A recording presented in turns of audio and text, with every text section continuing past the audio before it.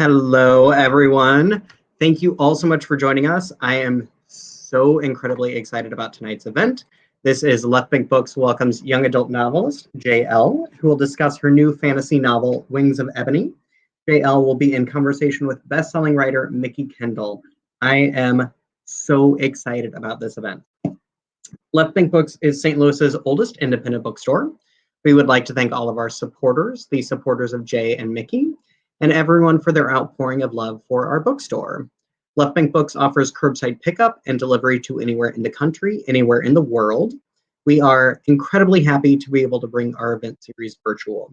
We believe that events are a way to expand your mind and bring in new thoughts to make the world a better place, and also pair up authors that we would never be able to pair up in St. Louis. So this is a very special occasion. We hope that you enjoy this event, and we hope that you support Left Bank Books by purchasing a signed copy of Wings of Ebony. I want to show you how beautiful this is. Signed copy of Wings of Ebony. And also, go ahead and add in Hood Feminism just out in paperback to your cart as well from Left Bank Books. Purchasing a copy of the book from Left Bank Books allows us to keep our bookstore and staff operating, and it allows us to keep this event series going. So thank you for your support. We need your support. I am Shane Mullen. I'm the events coordinator for Left Bank Books. I help produce hundreds of author events each year with a fantastic team here in St. Louis. Talking about you, Adia. We will be taking questions from the audience at the end of the event, so please type your questions as a comment. And be sure to follow Left Bank Books on Facebook to be notified about all of our fantastic virtual events. About tonight's book, Wings of Ebony, an instant New York Times bestseller. In this riveting, keenly emotional debut fantasy, a Black teen from Houston has her world upended when she learns about her godly ancestry and must save both the human and God worlds. Perfect for fans of Angie Thomas, Tomi Adeyemi, and The Hunger Games. Make a way out of no way is just the way of life for Rue. But when her mother is shot dead on her doorstep, life for her and her younger sister changes forever. Rue's taken from her neighborhood by the father she never knew, forced to leave her little sister behind, and whisked away to Gizon, a hidden island of magic wielders. Rue is the only half-god, half-human there, where leaders protect their magical powers at all costs and thrive on human suffering.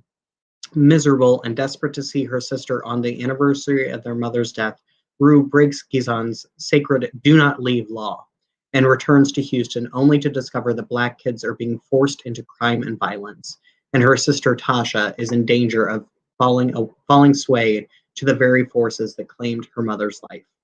Worse still, evidence mounts that the evil plaguing East Row is the same one that lurks in Gizon. An evil that will stop at nothing until it has stolen everything from her and everyone she loves. Rue must embrace her true identity and wield the full magnitude of her ancestors' power to save her neighborhood before the gods burn it to the ground. Nicola Yoon, the #1 Times New York bestselling author of Everything, Everything, and The Sun is Also a Star, says, the best fantasy novels invent alternate worlds in order to illuminate our own. Wings of Ebony is one of them, a bold, inventive, big-hearted, and deeply perceptive vision of a Black girl's journey to reclaim her magic from forces determined to destroy her. The parallels to our current reality are unmistakable, and the book brings us an all much-needed ray of hope. Sabaa Tahir, the #1 New York Times bestselling author of An Ember in the Ashes, says, Wings of Ebony is an intense page-turner of a book about magic, sisterhood, community, and family. Debut author Elle offers us a richly wrought world, weaving together past and present with a rare blend of deft insight and keen humor that leaves the reader wanting more. About tonight's speakers. Elle is the author of the instant New York Times and indie bestseller Wings of Ebony, a YA novel about a Black teen who must lean into her ancestors' magic to protect her inner city community from drugs, violence, and crime. Ms. Magazine calls it the debut fantasy we need right now. Elle is a former educator and first-generation college student with a bachelor's degree in journalism and a master's in educational administration and human development. When she's not writing, Elle can be found mentoring aspiring writers, binging reality TV, loving on her three littles, or cooking up something true to her Louisiana roots. And tonight, Jay will be in conversation with Mikki Kendall. Mikki Kendall is a New York Times bestselling writer, speaker, and blogger whose work has appeared in the Washington Post, the Boston Globe, the Guardian, Time, Salon, Ebony, Essence, and elsewhere. An accomplished public speaker, she has discussed race, feminism, violence in Chicago, tech, pop culture, and social media on Good Morning America, The Daily Show, MSNBC, NPR, Al Jazeera's The Listening Post, BBC's Woman's Hour, and HuffPost Live, as well as at universities across the country. In 2017, she was awarded Best Food Essay from the Association of Food Journalists for her essay on hot sauce, Jim Crow, and Beyonce. Has everyone seen the SNL sketch from last week? She is also the author of Amazon's Abolitionists and Activists, a graphic history of women's fight for their rights, and a co-editor of the Locus-nominated anthology Hidden Youth, as well as a part of the Hugo-nominated team of editors at Fireside Magazine.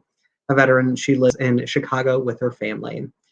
And now, I am so incredibly happy and proud to welcome our guests for the evening, Elle and Mikki Kendall. Hello. Hi. Thank you, Shane. Hey, Mikki. Hi. Okay, so we're going to plunge right into it because I talk about the hood. My book is about the hood. You made the hood a magical place to be. Let's talk about why you did that. Let's talk about why you made me feel like I was in Houston. And even though I'm from Chicago and my hood is not the same hood, I felt like home. Well, I'm glad. I read a lot as a kid, and I read a lot in the fantasy and contemporary spaces. And in fantasy in particular, as much as I loved it, I didn't see myself in it. I didn't see my neighborhood as magical. I saw a lot of Eurocentric magic and Eurocentric worlds centered in the book. It was all very sort of, let's escape from this place and go somewhere else. And, that's cool. But I wanted to see my home reflected in the pages of a fantasy novel where the heroine is from where I'm from. She likes the foods I like. She listens to the music I listen to. She looks like me. She has natural hair. Like, I wanted to see that. And then I wanted to center it in a narrative where she is learning to embrace all of that means, sort of all the implications of what that means, like where she is from and how that makes her powerful. And so I decided to try and write this book. And here we are with something that I'm pretty proud of. So I'm glad that it resonated, because it's every place is different, but I worked really hard at like making the contemporary setting in the book feel really real. So we're trying to avoid spoilers because I know there will be people who have not read the book yet. I'm only about halfway through. I must confess. I was on tour. Don't judge me. But one of the other things that struck me was that you positioned Rue as being someone who, despite narratives about the hood being a bad place, all of these things, she loves her home. This is her home. In my book, I have an essay called The Hood Doesn't Hate Smart People, where I talk a lot about the same kind of thing. And you can feel the love for your home, for your community, for your roots come through on the page. I know, though, there are going to be people who say to you, well, why did you present this way? What made you want to, and I've seen this phrasing, glorify the hood or glorify the inner city or things like that. So I'm going to ask that question. I'm not saying I think that's exactly what you did, but I'm going to ask you, not just the magic part, but you showed the day-to-day, just the world she exists in and how much she is comforted by that world, how happy she is when she is in this place where she has always been.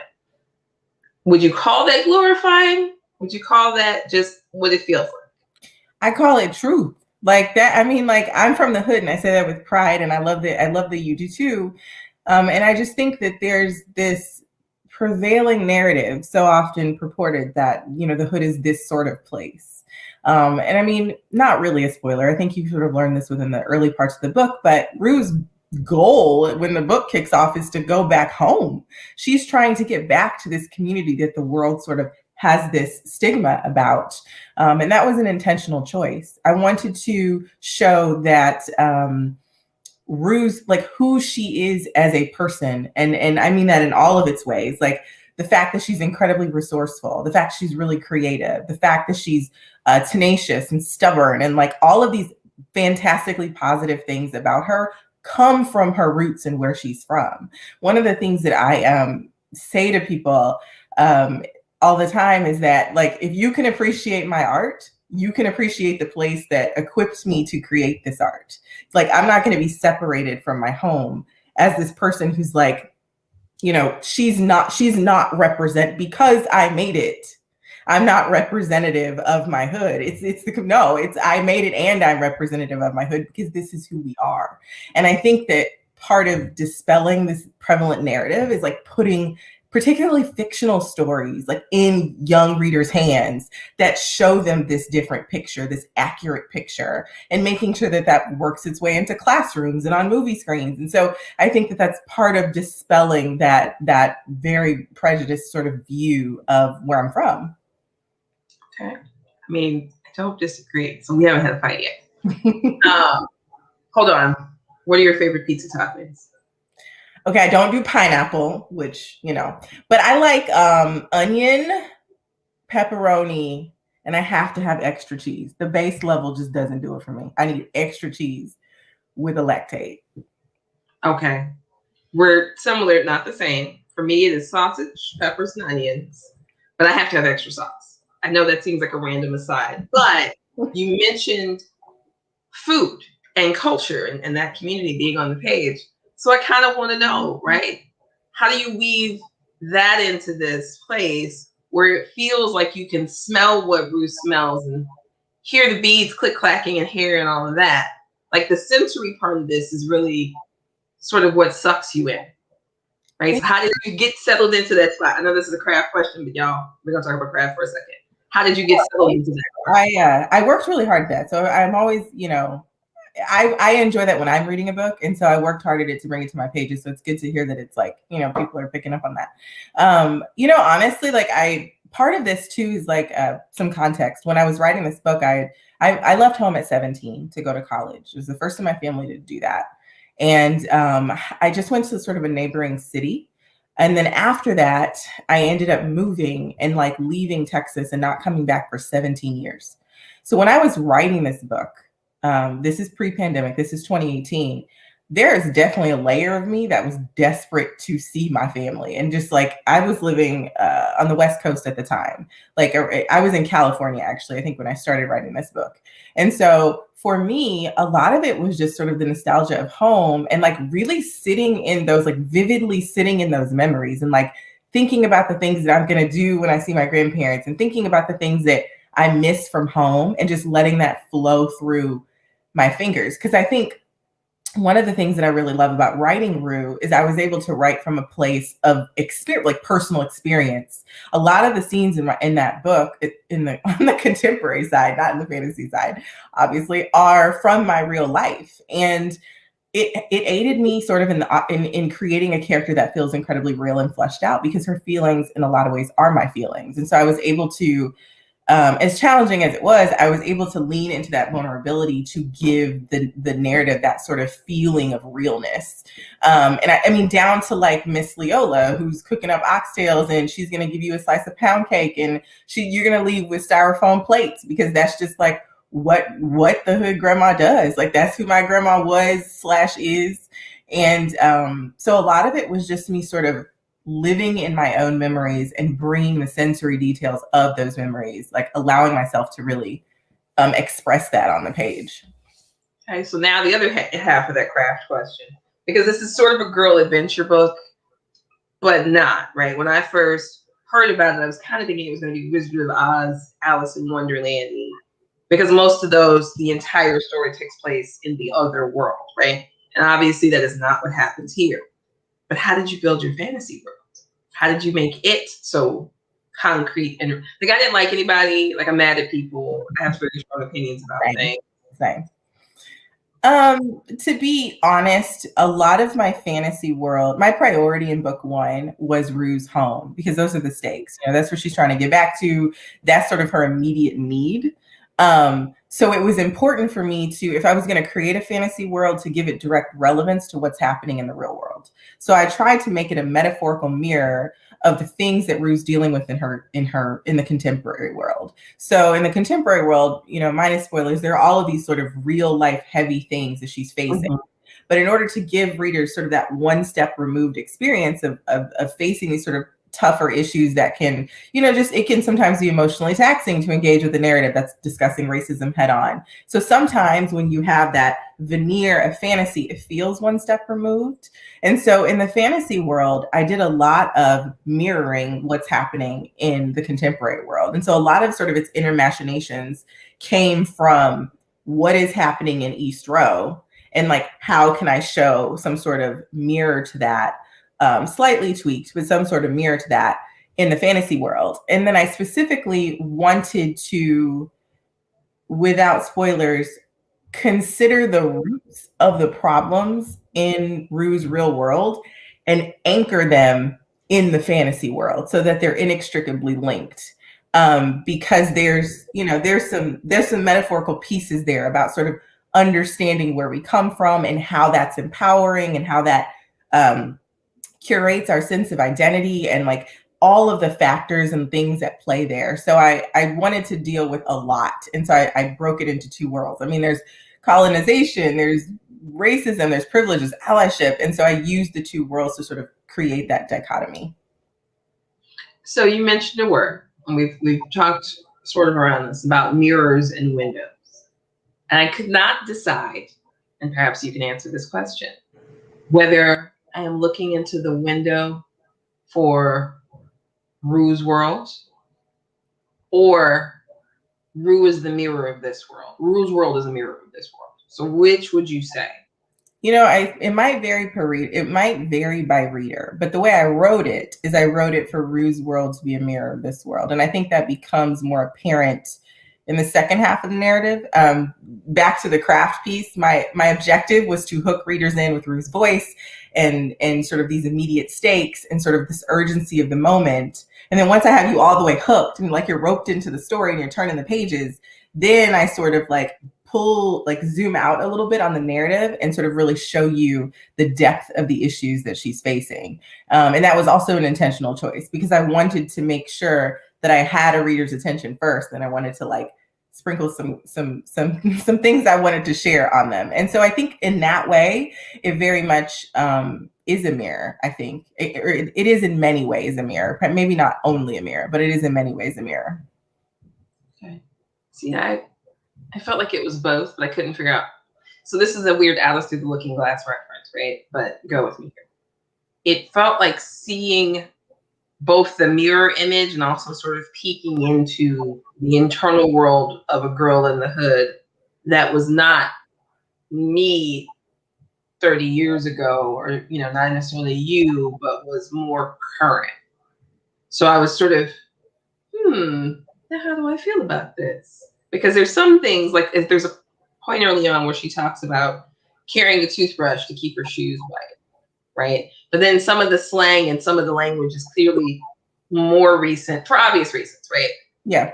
But I was trying to figure out, like, how does this both feel like where I grew up and also not like where I grew up? So I'm going to be picking your brains about that. The audience is probably looking at this like, okay, but listen, craft, as I'm sure Jay can tell you, sometimes you get to do these and no one ever asks you about your craft. They ask you about anything else. Yeah, no, I love it. I love talking craft.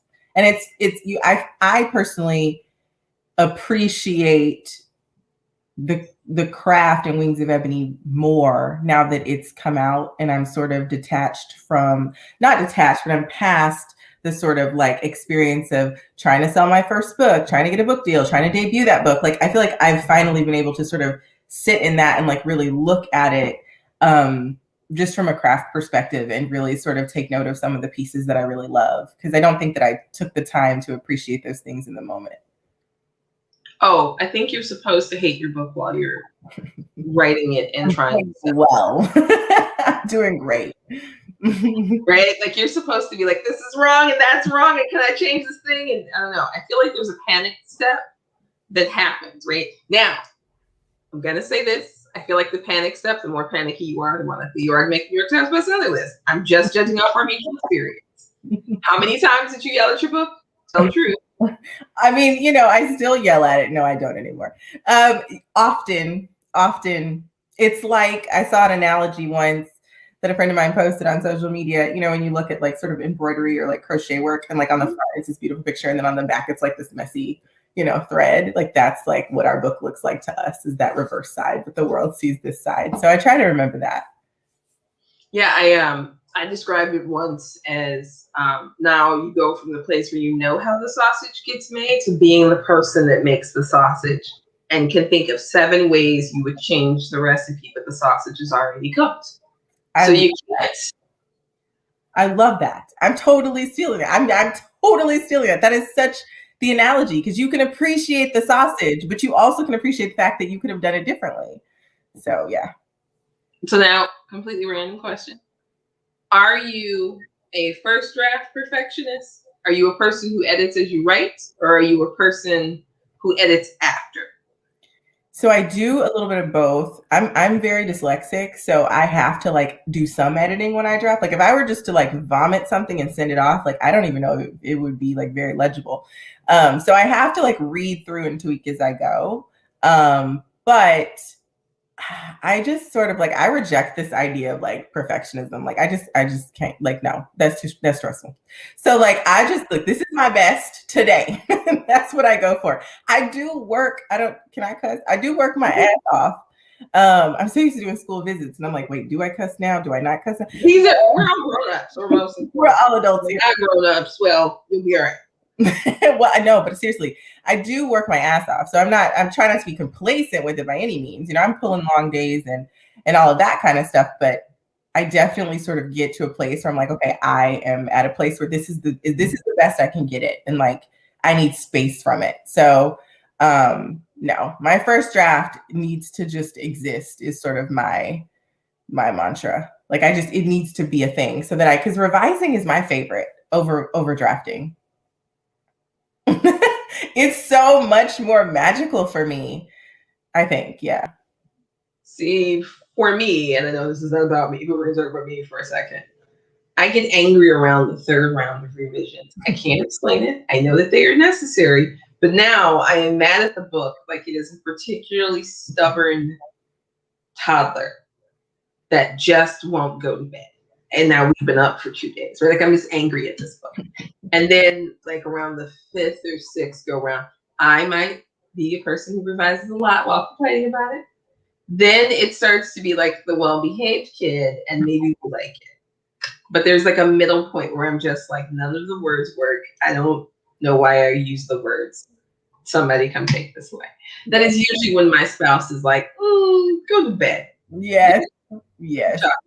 You need a break. But when I'm so close to it, I'm just like, I'm so close to the end. My critique partner the other night was just like, you need to go to bed. And I was like, no, I can finish this. She's like, you just need to go to bed. And literally I went to bed and I woke up the next day. I was like, oh, I know how to fix that issue. She was like, see, sleep does wonders. So now this brings up another question. When you are having the yellies, that's what I call it in my house, or the screamies, and it's just not working, words are not coming, how are you managing that? Are you just taking a walk? Are you going to do something else? Are you a weirdo like me and start working on another book because I don't have good sense? Don't be me. Don't be me. So yes, I like to switch projects, which is not the same as taking a break.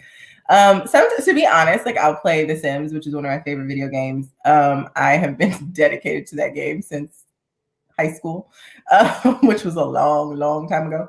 I do love going outside. I mean, I do have 3 children, so there's like no shortage of distractions and things to do. But yeah, I try to just give it space. And to be honest, like I do like working and like puzzling out stories. It's just when I hit a wall with mine, I just have to stop. And so sometimes my go-to is to pull up my friend's manuscript that I'm beta reading and like puzzle out her issues, you know, because I find that part of my brain enjoys working. Like it's fun to me to a degree. It's just when I hit a wall with my book, like I can't get past the wall without a break.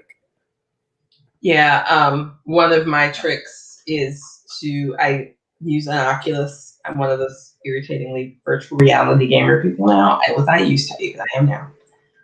I go play video games that require me to be physical so that then my brain will shut up and go to sleep. So may I just recommend you consider Beat Saber or Fit XR. I should do that because I don't feel like literally since I've started writing, I just am so sedentary, you know? So that would be awesome. My kids would probably love that too. That'd be fun. Yes. Okay. Brief commercial. No one is paying me for this. But lately, because I'm working on something, when I am really stuck, I go and I box in VR for like 15 minutes or a half an hour. And then like take a shower and my brain is like, okay, now we can focus. I need to go box between chapters. There are some specific chapters I would really love to go box after. Yes. Okay, I'm looking this up. I need to look into it. I think I'm supposed to be asking you questions now, but they're gonna have to wait. I have to do it. Hey, listen, we're doing book things. We're doing book things. One sort of last question. If you were talking to a teenage girl who's reading your books, right? But we're going to go with someone Rue's age or a little younger, because I think we all know that YA, the kids are reading up. So we're going to go with someone who's 10 or 12. What would you want them to take away? That they are magic. So one of the things, no spoilers, but the dedication of my book, it says, and to you reader, there's an ember in you that's hungry to burn. That is your magic. Let it. And so what I really am hoping readers, Black teen readers, and preteen readers take away from the book is that they're capable. First of all, they're capable of more than they might think. And that when they look around at all of these sort of great things that their community are doing or people in their family are doing or people in the world are doing, that there should be this sense of, I can do that too in them, regardless of what the world's narrative is about them. I want them to be so rooted in their confidence and self-worth and in just the richness of their community and their neighborhood and their home and where they come from, that they feel unstoppable. I've said this a few times, but there's, Rue sort of understanding who she is very much a part of her arc. And I realized halfway through a full rewrite of the book that, the story changed a lot from the first iteration to what it became. And it was a full rewrite and it was a little exploratory because I realized, okay, so now I'm dealing with racism and she has a white coded best friend. So now I'm talking about allyship and privilege. And so Rue was telling me her story and I began to sort of see, okay, this is where this book has to go because of the things that I'm weaving in necessitates discussing other things. And so there was this moment that it just hit me like what the book was about and sort of what its purpose is. And I used to be a teacher too. And it was just this idea that if Rue could make a reader believe that they're unstoppable, she could literally change the world. And so the idea was, I'm going to create this fiery, passionate heroine that make kids feel powerful. And so now I'm going to ask another question. I'm just saying, what makes you feel powerful? Do I feel powerful? I'm sorry. Are we on the bestseller list? I do. Are we on the bestseller list? I do. No, I on the cover of a YA book. I do. And not doing that weird face poke. This is okay. Yes. No, I do. Do not make me do a full black auntie, black cousin call in. I will do it. These people may not know what they look like, but you know what they look like. I know.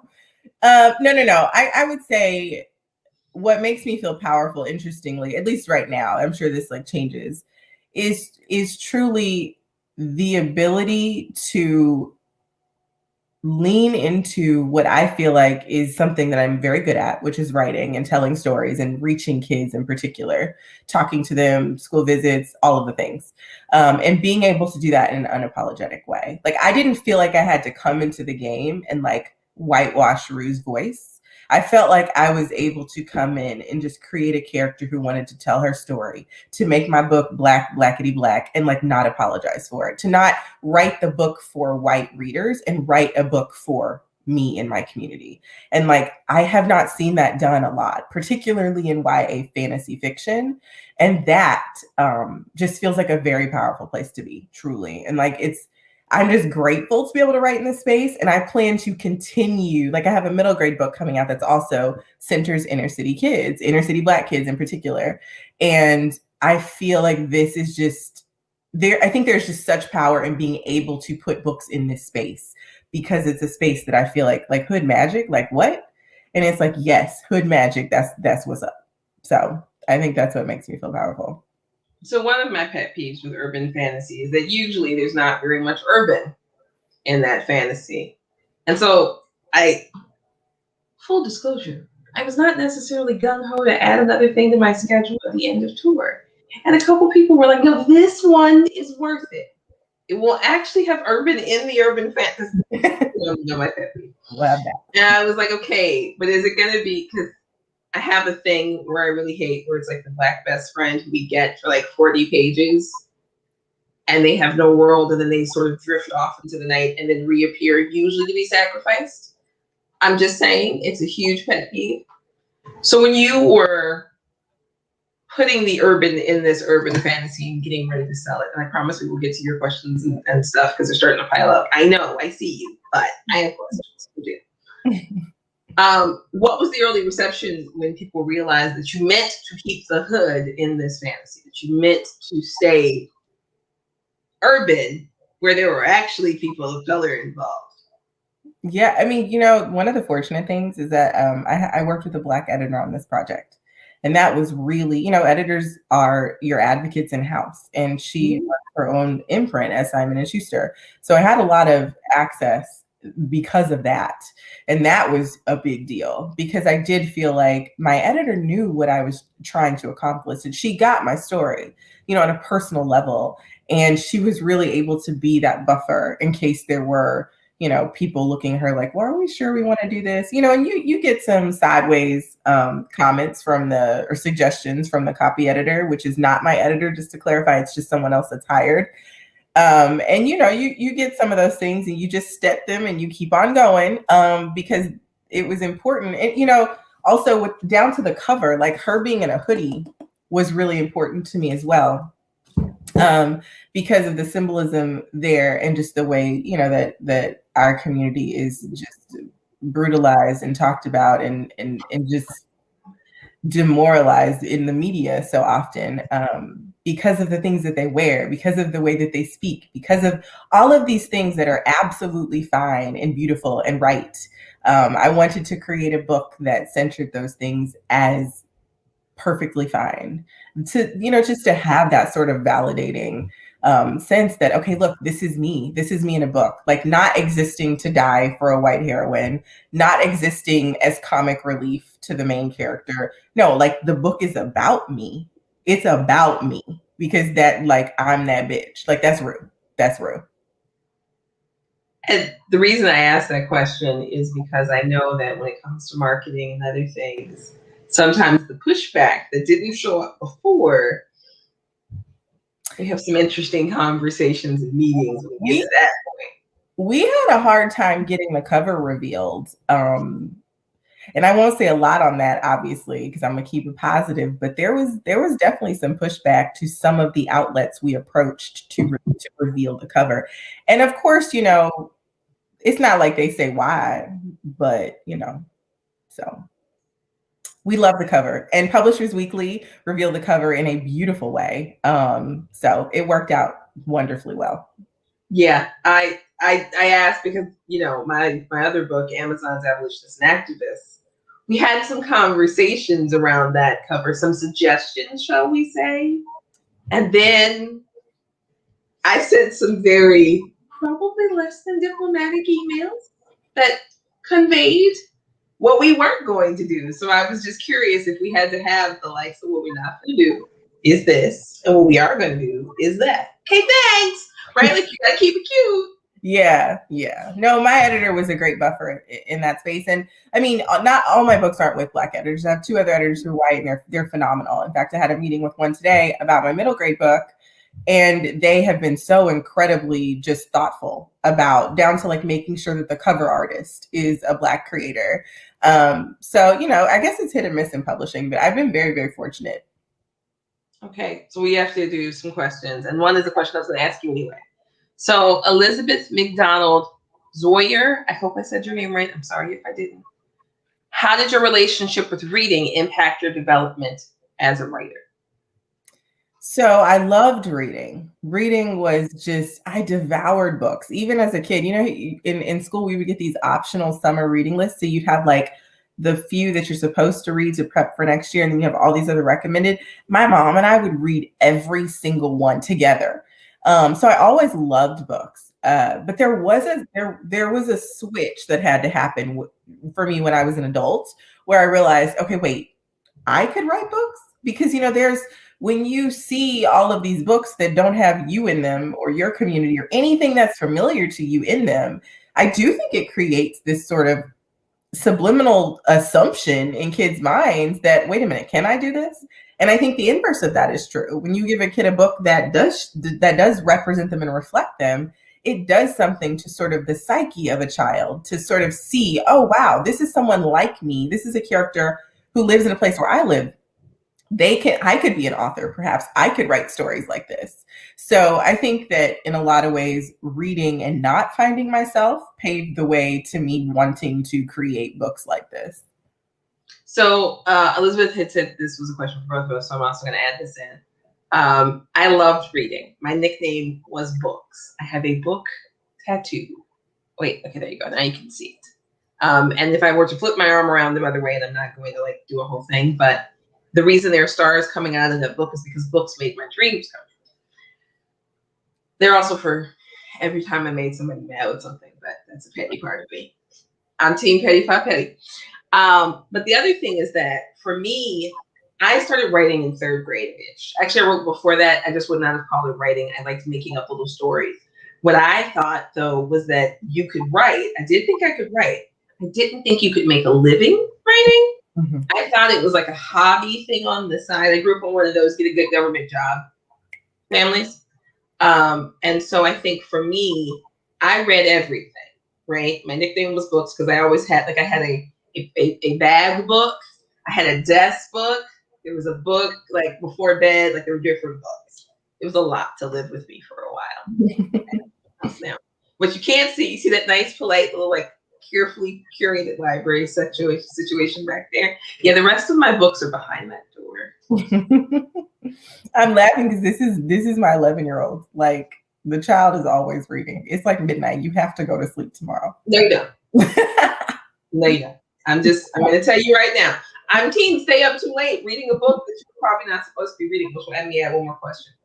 What book did you read when you were not supposed to be reading? And I know you had a book that was like the book you stayed up for, because we all have books. You know, the one that comes to mind immediately is probably the one I was reading in high school. I was reading The Coldest Winter Ever by Sister Souljah. And I don't think if my grandparents knew the full content of the book, if they would like be down with me reading it, which is bizarre because like none of it surprised me in any way. Like, it was just good. That book was so good. My best friend and I read that. And my best friend and I still do book club on Wednesday nights. Like, this is my best friend from like 9th grade. We still do book clubs. And yeah, Sister Souljah was one of The Coldest Winter Ever was probably that book that I, you know, like, my grandparents didn't really ask me what I was reading, but if they did, like, there were certain things about that book that I wasn't going to mention because I didn't want them, you know, like, tripping. So.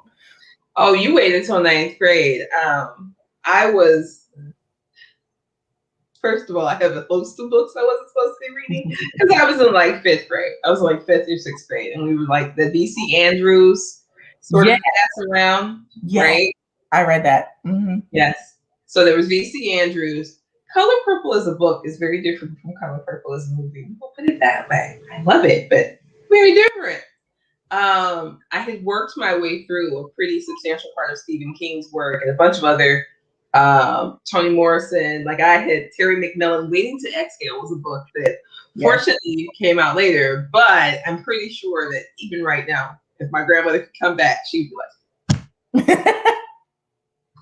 So the next question. Oh, Elizabeth had a couple questions. Oh wait, are we running out of time?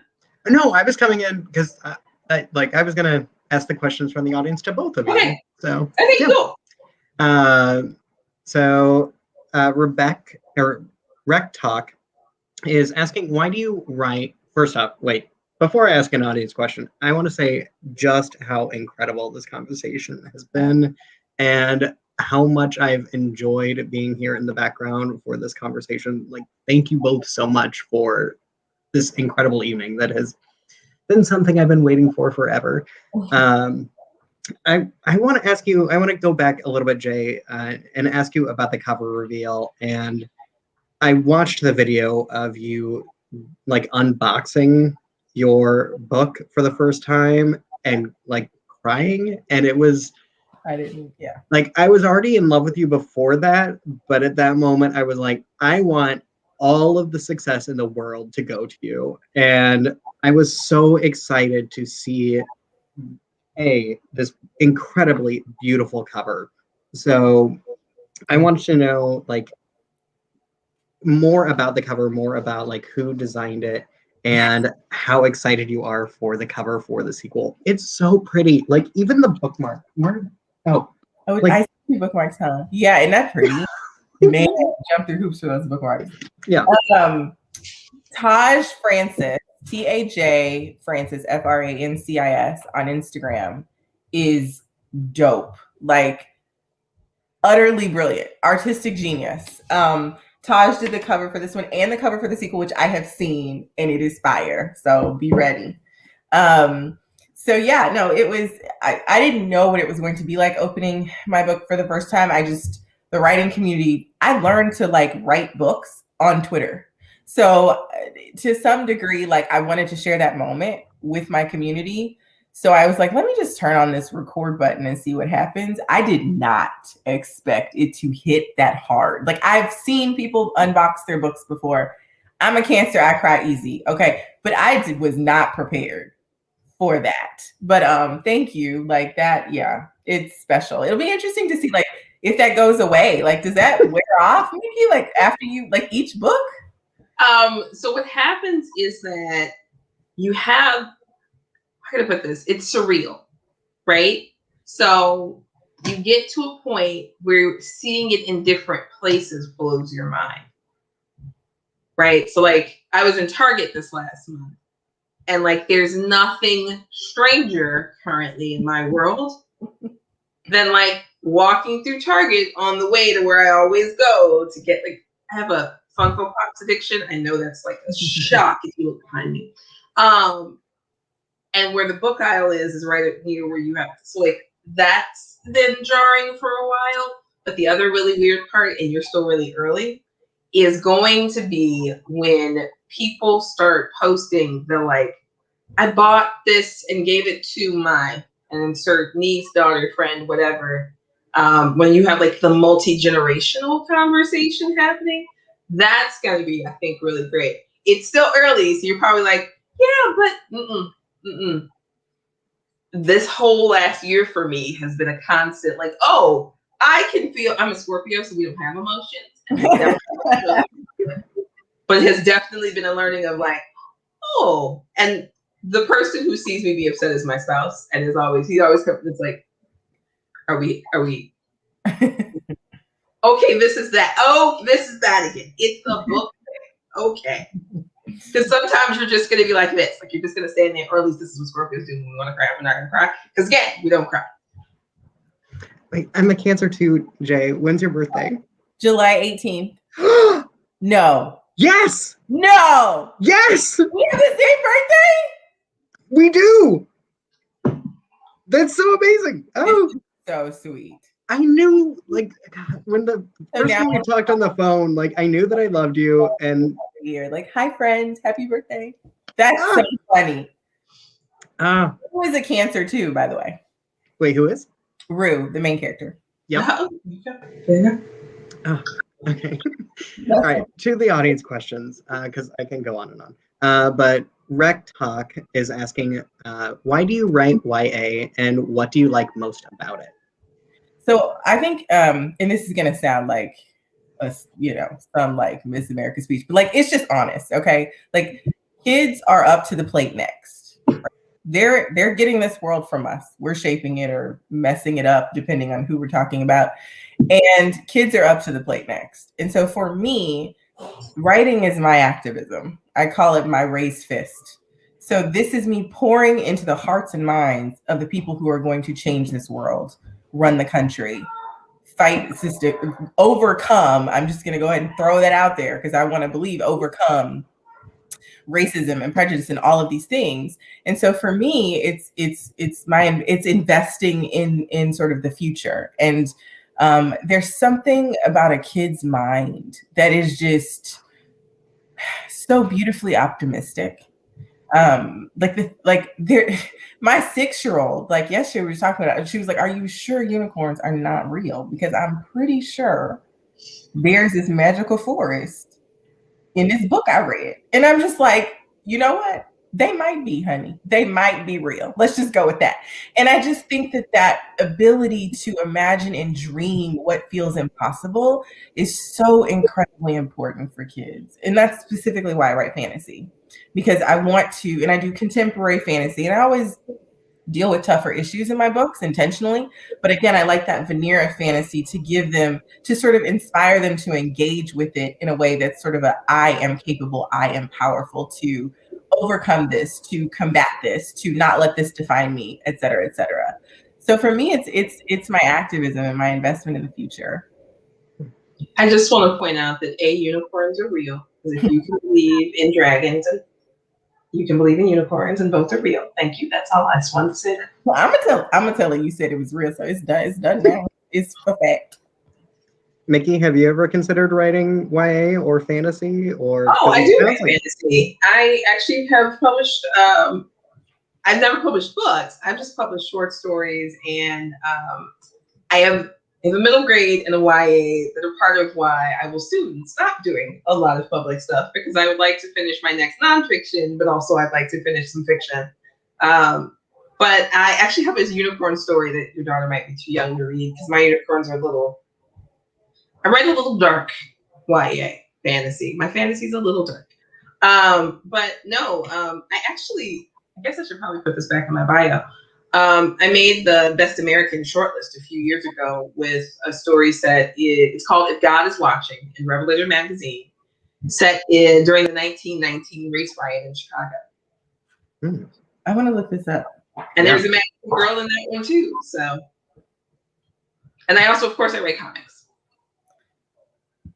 That is awesome. I'm so excited. I'm going to tell you about my middle grade after. I'll email you or something. Yeah. I want to tell you all about my middle graders. I love middle grade. I love YA and middle grade, but middle grade for me is it's still my inner city sort of magical brand, but it's just, I focus so hard on sort of like joy.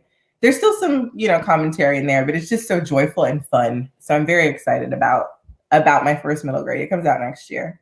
Yeah. The middle grade I had started working at, don't ever write 2 books in the same year. I did that. I don't recommend it because I technically have not yet come off tour for these 2. Now I am but just as I would have come off, right? But I will say this about mine. I wanted to write something where the Black girl and her magic were voodoo based, because that's how I grew up. I grew up with we not just the beans, the black eyed peas and greens, but the pine sol and the coins and all of these other things, bottle trees, the whole thing. And I feel like that's a thing we almost never get to see.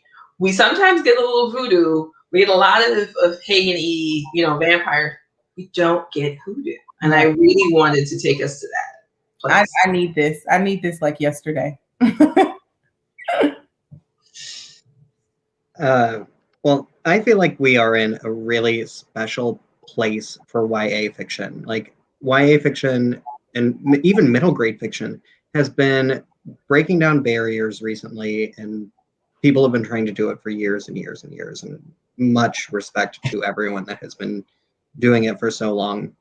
But I want to know, who are the people that you read growing up, or even people in your personal lives that inspired you to be able to write what we are getting now, and how exciting for this generation of youth that get to have books like this on their like bookshelves, easily accessible to, well, not easily, accessible to them.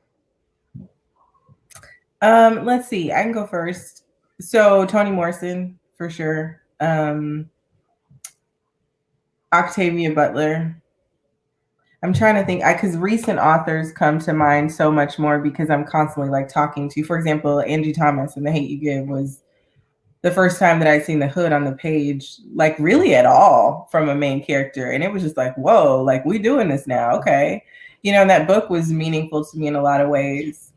Nick Stone and just everything that comes out of that woman's brain. I just love her to death. Elizabeth Acevedo. Poetry has this, I didn't mention this earlier, actually.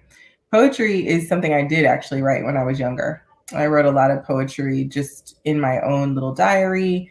And I even think in some ways there's a little bit of sort of a poetic tone to some of my prose at times. There's a poem at the end of Wings of Ebony, which I love. Fun fact, it is the only part of the first draft of Wings of Ebony that stayed. The poem made it all through all 19 drafts.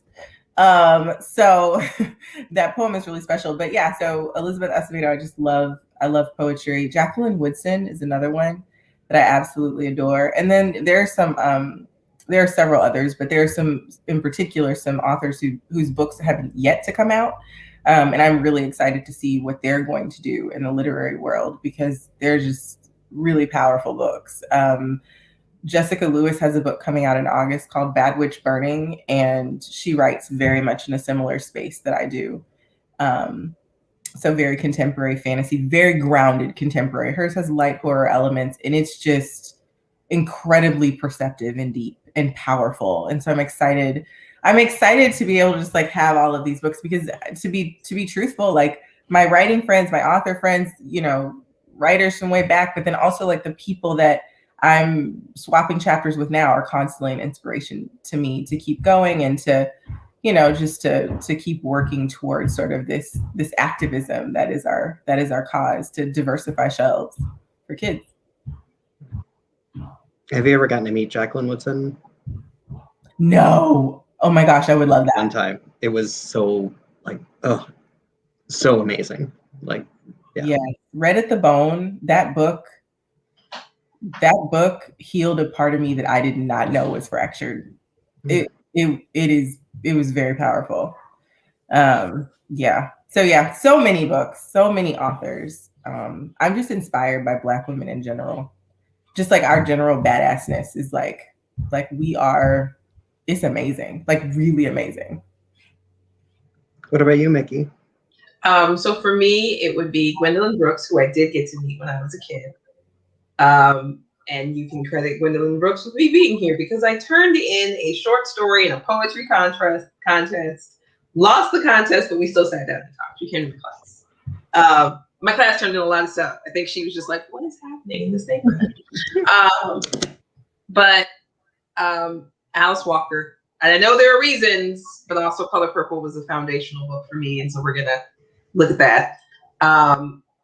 Octavia Butler, but only sort of. I both admire her work and also hate how many feelings it made me feel, if that makes sense. That's a lot of feelings. Andrea Hairston, who I don't think enough people read her work. Daniel Jose Older, Salsa Nocturna, because Salsa Nocturna was one of my first times seeing urban fantasy, actually in an urban setting. It was very exciting, like brown people and Black people in it. N.K. Jemisin, who, full disclosure, we've been friends for a really long time, but also, Ooh. Yeah. Yes. I send her angry emails when I read her books. It's great. First of all, how dare you? I love it. How dare you? She knows I say these things. It's fine. And then Erica Sanchez, Not Your Perfect Mexican Daughter. Tiffany D. Jackson's Grown. Yes. And I have brunch with Erica pretty often. Like, Woo! That book. Right. That book, yes. And so I feel like sometimes this is one of those things, even though I've not been doing as much fiction. I started out in fiction and then went over to nonfiction. And I'm gonna struggle some lines. But I feel like this world that we have sort of been fighting for, and we didn't really get into this, but sci-fi went through this thing in 2009 around race and gender and a bunch of other stuff. And it was called Race Fail 2009. And back then it felt like we would never get here, right? We were having to argue about books that wanted to completely erase Indigenous Americans from the continent, and people who were, sort of very much like, well, it's fantasy. Why does it need Black people? And now here we are. And I mean, I have that. I still have that email. And now we have this whole world where we can all, there's not just one, there's not just five, there's not just 10, right? It's not that one name from 20 years ago or that 5 people only you know about. Now we're writing in all these different genres. You can see a face of color, and I'm saying that clumsily because I'm thinking about some of the other books that I didn't get a chance to mention, but you can see, like, if you were to line them up, there is diversity on these shelves that wasn't there when I first started writing. There are covers that reflect communities, multiple communities, right? And there are some gorgeous things that I think we could not have had 10 years ago even, right? Stories that are set in so many places with so many people. And you can kind of see people going, oh, this is what's been missing, right? Because, remember all those conversations about how we're like, blah, blah, blah, genre is dying? They weren't dying. We just didn't want to read the 15th version of Lord of the Rings. I can say all those spicy things. I can. Serious. They're like, no, bone to pick with publishing. But they're like, no, dystopian is saturated with who? Not us. Not us. I mean, I would point out that a significant portion of dystopian was saturated with rewritten versions of actual history, just with a white face. So, yeah. I mean, it looks like we're getting like vampires and stuff back. And I mean, they say that these things cycle, but publishing is very much a gatekeeper, obviously, to what makes I'm going to untrunk my vampire book, and my vampire book is all Black. I'm going to untrunk it. Oh, and here's the thing. You're going to love this. My vampire was not a slave owner, not a white person. One of the weird historical sad facts is that in the aftermath of World War II, Black soldiers returning were lynched with their uniforms on. And so I decided to talk about what would happen if you tried to lynch someone who came back and they weren't human anymore. Listen, I'm ready. Give me all of yes. The next because that book, I don't think that book would have sold a few years ago. What now? Oh no. Did you read Ring Shout? P. Jelly Clark. Yeah. I was like, the title's me. And so here's the thing. I almost used the advanced government name. I don't think I'm supposed to. That's someone else whose work, I need more than a novella. I need you to go ahead and give me a trilogy. Like the next time we gather in person, I basically have a plan with another mutual friend. We're just going to headlock. Like there's just going to be a full Nelson and that we will let you go when you promise me a trilogy. We're doing an event with him in May, I think it is. I just confirmed the details, so I'll let him know what's coming. Headlock. I love it. Oh wait, we should do this last question mainly from Elizabeth because I think it's a great way to close out, and we're getting something out. So, how did you learn that you are worthy, magic, and unstoppable? Oh, in life, that's a huge question. I will answer it sort of like in the right now. As much as I wrote Rue for kids and for my community and for the world, as much as Rue does for the hearts of my readers, she did a lot for me too. Rue unearthed things that I had sort of buried and hadn't fully faced about myself, about my own identity, about my relationship with my father, because she has a really strained relationship with her father. And so I think in a lot of ways, like Wings of Ebony sort of shattered something in me in the best possible way.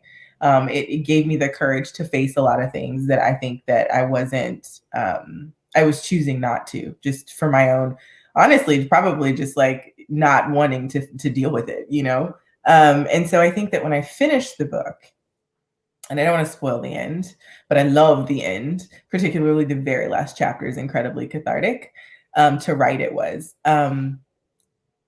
I felt a sense of capableness, for lack of a better word, that I never really felt before. Because on the page, I had given this girl this power and this life and this journey that I think was a reflection of me coming into sort of my own power with words and the impact that I was going to leave on the world. So I credit Rue for this, because she showed me a lot of myself. Since it is posed to both, Mikki, your turn. Right. So people used to tell me a lot that I wasn't going to make it. For those of you who don't know me, I got a divorce. I got married very young, joined the military, got married, had a baby, got a divorce. These things all happened in a very short time span. And I was living in public housing, food stamps, medical card, the whole 9 yards. And people kept telling me what I couldn't do. And I am a person who, if you tell me what I can't do, I am going to keep going until I prove you wrong. Spite has gotten me very far. And the moment I knew that I absolutely could make it was that I finished college, sailed off, got a job, did all that stuff. I started getting published consistently. And then I got canceled in a national magazine. You can find it if you look up toxic Twitter feminism. You can find me. I got canceled. I got canceled because I stood up to some people and people thought that this was going to work. And remember, I told you, spite gets me really far. One of the best moments was when someone who was part of that party, I appeared at their institution. I headlined at their institution in their department. And we looked at each other and they had said many times, you're never going to succeed. Like they said it to my face. We had some interactions. You want to say it again, sis?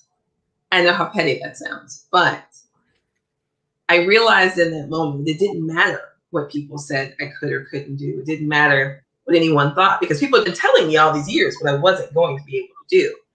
The kid that everyone said I was going to mess up by getting a divorce graduates from college in May. The top of that book says New York Times bestseller, right? And I came from a community, right? I came from a community where they tell girls like me, we're gonna have 2 babies, we're not gonna. We did. We're here. Anytime anybody tells me what I can't do, I know that's what they can't do. It doesn't matter what you are afraid to try to do because you're not me. You're not the other girls like me. And I feel like this. If you can survive and thrive despite obstacles, there's nothing you can't do. And anytime someone tells a girl from the hood, right, and y'all know who you are, I want you to understand that for some people, you are definitely taking them out of the knees. But for a lot of people, that's rocket fuel. So good luck. That's it. That's a whole word. That's also Wings of Ebony in a nutshell. If you have not met Rue, go meet her because that's who she is through and through. I hope that everyone watching gets as much inspiration out of this event as I did. I would love for this conversation to honestly go on forever. I want to thank you both so much. Jay, working with you has been such a pleasure in so many ways. Reading your book, reminder, signed copies available at left-bank.com. Go ahead and add in Hood Feminism, just out in paperback as well. So we have both copies on the shelf. And really, like anytime you are either one even remotely close to St. Louis, please let me know because I would love to actually meet you in person. I want to have that on my bucket list. And you're so fantastic. Thank you for having this conversation for Left Bank Books. I know that our audience, our staff, Loved it. Mia, who is one of my favorite customers. I shouldn't say that. Mia, who is a customer, also one of my favorite customers. Yeah. But I don't have favorites. I love everyone. So thank you, audience, for joining us this evening, for being here, for witnessing this magic, and go out and change the world, make the world a better place, and be well. All right. Thank you. Thank you, Mikki. Thanks. Happy to do it. Thank you. Congratulations. I can't wait to see the show. Let's keep them crossed.